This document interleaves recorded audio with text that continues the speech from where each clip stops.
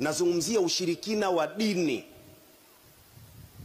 Manake ushirikina wa mtaani kuna kikundi kila kitu ushirikina, mpaka kwenda kutibiwa. Mimi sizungumzi hilo. Kila kitu ushirikina, wakimwona mzee na majani yake anachuma akamtibie mtu, ushiriki. Sizungumzi hilo. Nazungumzia shirki kwa mujibu wa dini. Mabwana, tunaharibikiwa. Ndiyo kitu pekee ndani ya Qur'ani Mungu kakitaja, ukifa nacho usamewi. Ni ushirikina peke yake, ndiyo kitu pekee. Niseme taratibu, wewe unaomba Mungu akunusuru na majanga, mitihani. Hiyo njia yako ya kuomba Mungu ili akunusuru, unatumia njia gani? Una nini unakitumia upate nusra?